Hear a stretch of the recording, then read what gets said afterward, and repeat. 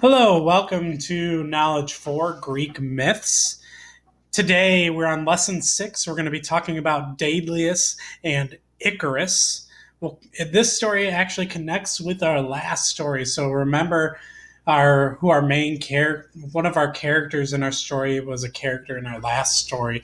We'll talk more about that soon. Let's go through our vocab words for this unit. I will read the word, you repeat it after me. Spectator, amusing, retrieve, flattered, unraveling.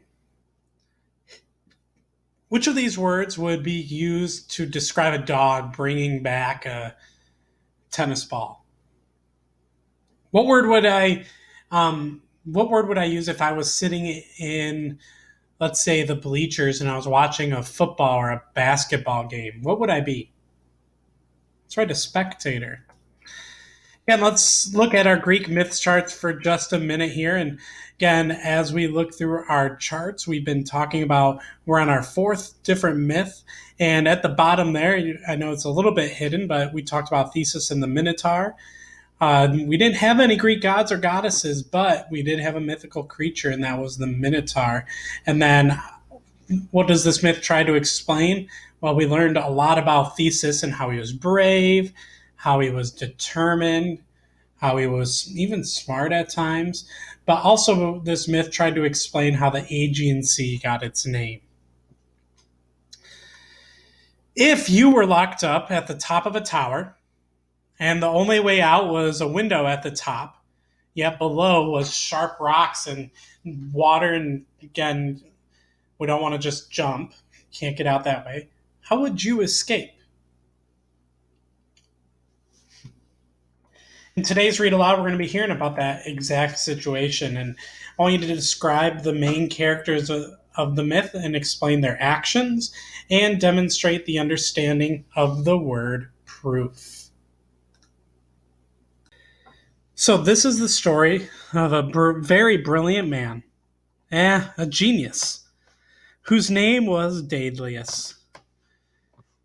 He was able to look at a problem and think about it until he figured out the answer. Once, however, Daedalus faced a challenge he wished he did not have to solve. King Minos, remember him from our last read aloud? He was that mean king who would take people into the labyrinth.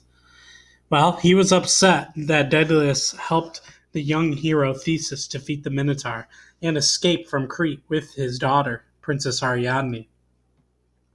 In this picture, this is King Minos. The king had no proof or evidence that Daedalus had helped them, but he believed that only Daedalus was smart enough to have done it, since he had also created the labyrinth.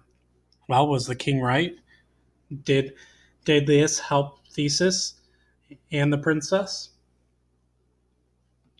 So King Minos announced, Daedalus, you helped them escape, so now I will lock you up in turn. And since there were two of you responsible for their escape, one of whom was my own daughter, you shall save your imprisonment. You shall share your imprisonment with your son, Icarus. The king was too smart to lock Daedalus in an ordinary cell. However, for he here feared the genius might escape. He commanded guards to lock up Daedalus and Icarus in that great stone tower that overlooks the ocean cliffs. There is only one window at the top of the tower and one door, which we will lock. Even if they escape through the window, there is nothing below but sharp rocks and raging ocean. Do you think Daedalus and Icarus could ever escape from this place? Why do you think so, or why not? So the father and son were locked away.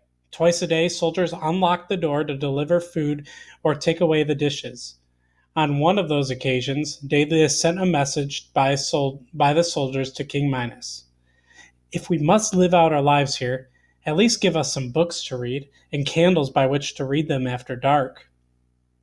Minos saw no harm in that and agreed. But he should have known better. For Daedalus had a plan. Do you think Daedalus will try to use the books and candles to escape? How might he do that? He and Icarus would set breadcrumbs on the sill of the tower's high window to attract seabirds. Over a period of months, the birds lost their fear of Daedalus and his son and would allow the two men to pick them up. The father and son began to pluck feathers from their wings, though not so many that would hurt the birds or keep them from flying. He and Icarus hid the feathers under their beds, along with some wax from each candle the soldiers supplied, until after several years, Daedalus told his son, "Now we have what we need in order to escape."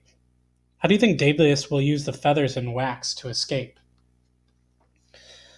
Daedalus began to unravel threads from the blankets in their tower room.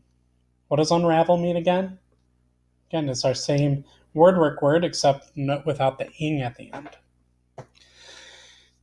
Using the flames of the candles for heat, he melted and shaped the wax they had saved, inserted it into the feathers they had hidden, and tied it all with thread. Icarus's eyes lit up.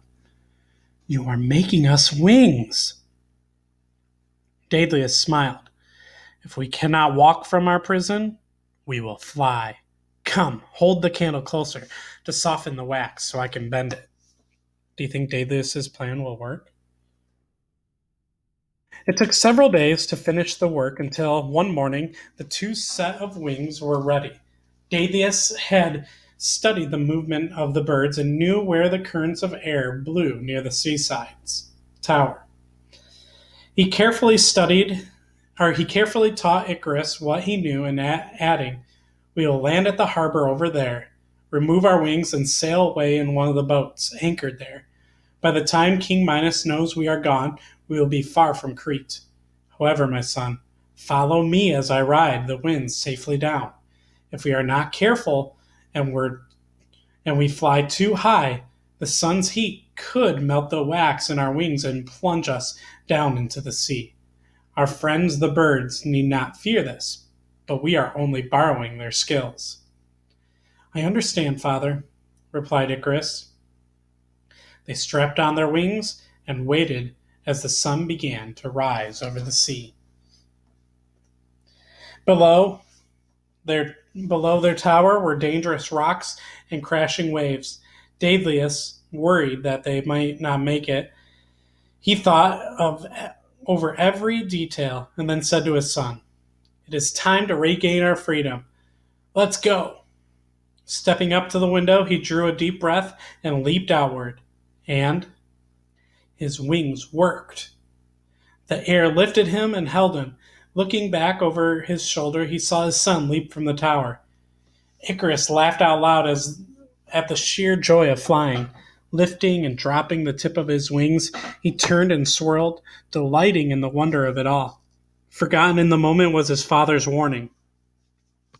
As Daedalus glided gracefully down toward the harbor, Icarus thought, "I wonder if I can make this kind of curve or that." And he rode the winds higher and higher and farther out over the water. What do you think is going to happen? Daedalus looked back for him, but Icarus was not following behind. Eyes wide with fear, Daedalus called, "Icarus, come down!" But the boy shouted, "Look, father!"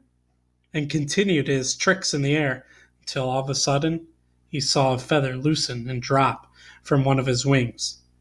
He realized that he had flown too high.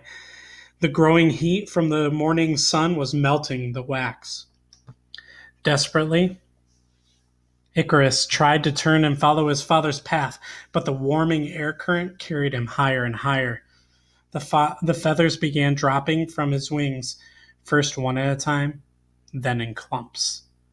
"Father, help!" But Daedalus could not turn and rise fast enough to help. He could only watch. Too many feathers had fallen out, and the wings could no longer support Icarus. He plummeted or fell straight down down into the sea. Daedalus, weeping, reached the harbor, took a boat, and sailed off safely.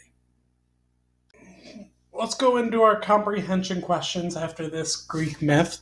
What problems happen in this myth? Yeah, there's a couple of problems. First, they're locked in a tower, and then Icarus plummets to the sea. Why does King Minos lock Daedalus in a high tower? What was Daedalus' plan to escape? Does the plan work? Well, it should have worked. What lesson could be learned from Icarus in this myth? And I think one big lesson is making sure you are following the directions and not get so caught up in the moment.